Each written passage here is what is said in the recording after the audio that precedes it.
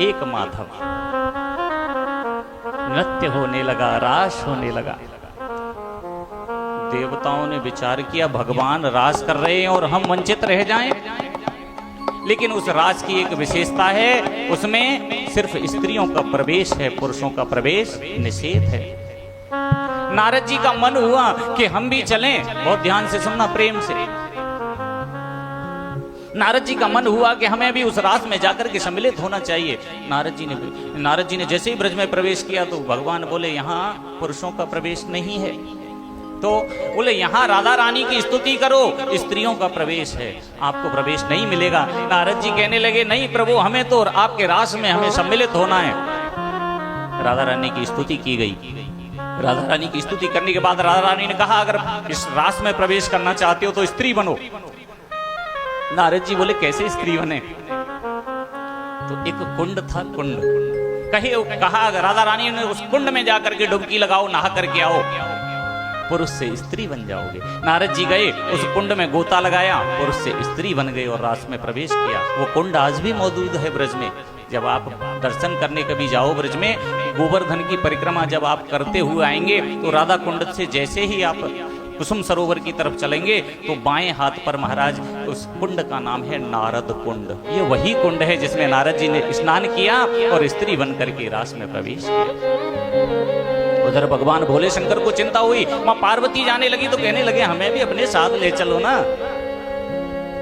पार्वती जी बोली नहीं नहीं नहीं, वहां पुरुषों का प्रवेश निषेध है, वहां पुरुष नहीं जा सकते। अरे हमें आप गोपी बना के ले चलो। गोपी बना करके लाई और वहां गोपी बना करके जब प्रवेश किया है तो वहां नृत्य किया आदि। आप सबको कथा लगभग में पता है, भगवान भोले शंकर ने जब वहां तांडव किया है तो उस दिन से भगवान का एक स्वरूप वृंदावन में पूजा जाता है गोपेश्वर के नाम से। बोलिए गोपेश्वर नाथ की जय हो। गोपेश्वर नाथ, उनकी विशेषता क्या है? आप सुबह उनके दर्शन करोगे तो भगवान भोले शंकर के रूप में उनका अभिषेक करो, और जब सायंकालीन उनका दर्शन करोगे वो गोपेश्वर भगवान का, तो उन्हें गोपी बना करके श्रृंगार करके तैयार किया जाता है। और एक बात बताएं आपको, लक्ष्मी जी को प्रवेश नहीं मिला। लक्ष्मी जी को रास में प्रवेश नहीं मिला। लक्ष्मी जी उदास हो गई, प्रभु हम आपकी अर्धांगिनी और हमको रास में प्रवेश नहीं मिलेगा। भगवान बोले लक्ष्मी जी तुम्हें रास में प्रवेश नहीं मिल सकता। तो क्या करूं मैं जिससे मुझे इस रास में प्रवेश मिल जाए? भगवान बोले आपको अभी तपस्या करने की आवश्यकता है। बोले कब तक करूं? बोले जब तक मेरी इच्छा है, जब तक तपस्या करो। उधर भगवान ने रास किया, लक्ष्मी जी ने तपस्या की। कहां तपस्या की?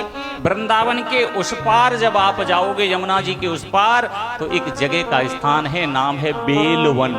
बेलवन, वहां पहले बिल्व के वृक्ष ज्यादा हुआ करते थे, बिल्व पत्र के। वहां आज भी स्थान है, आज भी वहां वृक्ष हैं, और वहां लक्ष्मी जी का साक्षात मंदिर है। और मंदिर की विशेषताएं और सुन लीजिए आप। लक्ष्मी जी वहां बैठ करके तपस्या कर रही हैं। लक्ष्मी जी की जो दृष्टि पड़ रही है वो वृंदावन पे पड़ रही है, इसलिए वृंदावन में कभी धन की कमी नहीं हो सकती, क्योंकि लक्ष्मी जी की सामने की दृष्टि पड़ रही है वृंदावन पे। लक्ष्मी जी को प्रवेश नहीं मिला। उस मंदिर की विशेषताएं बेलवन की। आप धन से कितने भी परेशान हो, वहां जाकर के मत्था टेक लो और कह दो हे लक्ष्मी जी तुम्हारा ही सहारा है, हमारे जीवन में कुछ आश्चर्य कर दो। निश्चित है उस दिन के बाद आपको धन की तंगी नहीं रहेगी। पूरे पौष के महीने में वहां मेला लगता है। सर्दी आती है ना जब, पूष के महीने में चकाचक मेला लगता है। और भोग किसका लगता है? खिचड़ी का। और गुरुवार के दिन तो महाराज वहां कहना ही क्या, आज भी गुरुवार के दिन वहां खिचड़ी का भोग लगता है। कहने का तात्पर्य लक्ष्मी जी को प्रवेश नहीं मिला और सारी गोपियां ब्रज में भगवान के साथ क्रीड़ा करती हैं, रास करती हैं। उस रास में आप भी सम्मिलित होइए। रास रासेश्वर भगवान की